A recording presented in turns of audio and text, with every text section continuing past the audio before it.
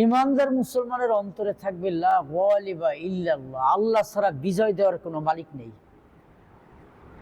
লা কুওয়াতা ইল্লা বিল্লাহ, আল্লাহ ছাড়া কোনো শক্তি নাই, কিচ্ছু নাই, যা দেখি কি সব আল্লাহর দেওয়া। লা ফাতহা ইল্লাল্লাহ, আল্লাহ ছাড়া প্রকাশ্য বিজয় নেই। লা নাসরা ইল্লাল্লাহ, আল্লাহ ছাড়া সাহায্যকারী কেউ নাই, আছে নাকি ভাইয়ের আমার? লা কুদরাতা ইল্লাল্লাহ, আল্লাহ ছাড়া কোনো পাওয়ার, শক্তি, সামর্থ্য, অ্যাবিলিটি, কুদরত কারো নাই। লা মুহাইমিনা ইল্লাল্লাহ, আল্লাহ ছাড়া কেউ রক্ষণাবেক্ষণ করার কেউ নাই, তিনি ছাড়া কেউ কাউকে রক্ষা করতে পারবে না। এগুলি ইমানের একটি অংশ। এই জন্যে মনে রাখতে হবে যে আমার জীবনের সকল ক্ষেত্রে আমাকে কোনো রাজা বাদশাহ বাঁচাইতে পারবে না। অমুক আমলা পন্ত্রী পিয়াদার সাথে আমার অনেক হটলাইন, এর কিছু দরকার নাই। আল্লাহ বলেন আলাইসাল্লাহু বিকাফিন আবদাহু, বান্দা আমি আল্লাহ কি তোমার জন্য যথেষ্ট না? সুবহানাল্লাহ। আলাইসাল্লাহু বিকাফিন আবদাহ, তুমি যে আমার বান্দা, আমি তোমার মালিক, তুমি আমার গোলাম, আমি তোমার বাদশাহ, আমি বিশ্ব জগতের প্রভু, আমি যদি তোমার অভিভাবক হই, এটা যথেষ্ট না? কি আর কারো লাগে নাকি? আল্লাহ বলেন ওয়াকান আল্লাহু হাক্কান আলাইনা নাসরুল মুমিনিন, যদি ইমানদার হতে পারো তাহলে আমার সাহায্য ইমানদারদের জন্য আমার পক্ষে ওয়াজিব হয়ে যায়। সুবহানাল্লাহ।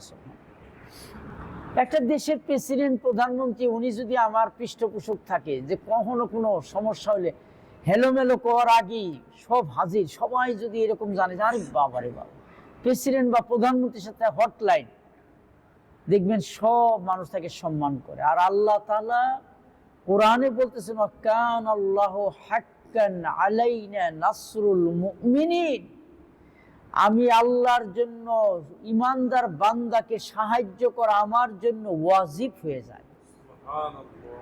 তো আল্লাহ বলেন হাসবুনাল্লাহু ওয়া নি'মাল ওয়াকিল, সবাই বলি হাসবুনাল্লাহু ওয়া নি'মাল ওয়াকিল, নি'মাল মাওলা ওয়া নি'মান নাসীর। হাসবুনাল্লাহ, আমার আল্লাহ আমার জন্য যথেষ্ট। নি'মাল ওয়াকিল, তিনি কত উত্তম উকিল, জামিনদার, জিম্মাদার, সকল অভিভাবক।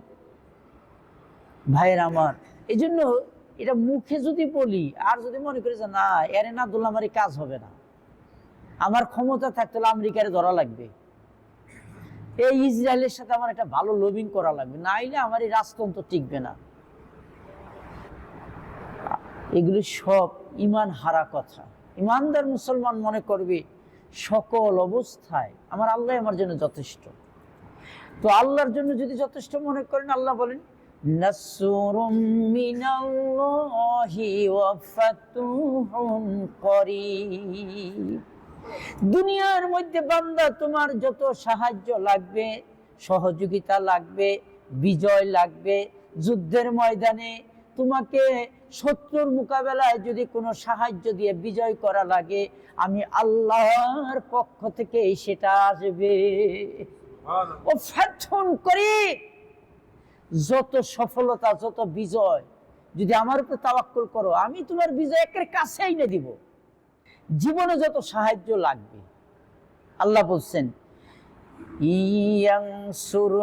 ইয়ানসুরকুমুল্লাহু ফালা গালিবা লাকুম ওয়া ইয়াখযুলকুম ফামান যাল্লাযী ইয়ানসুরকুম মিন বা'দিহি ওয়া আলাল্লাহি ফালইয়াতাওয়াক্কালিল মুমিনুন।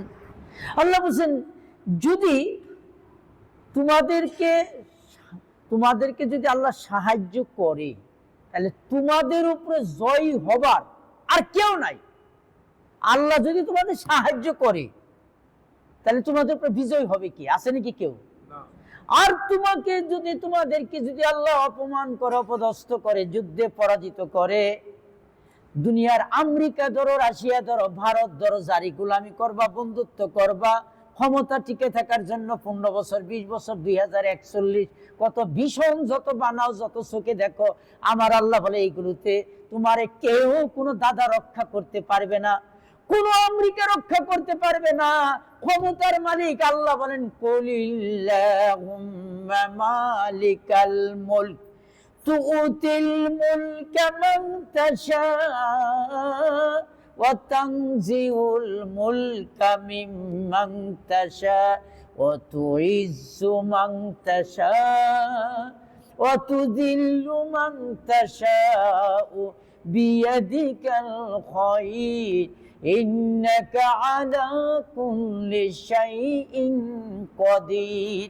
আল্লাহ, হে নবী, আল্লাহ বলছেন, হে নবী আপনি বলে দিন, কুলিল্লাহুম্মা মালিকাল মুলক, রাজত্ব কারে দিব কাকে না দিব এটা তো আমার ডিসিশন। রাজত্ব দেওয়ার মালিক কে?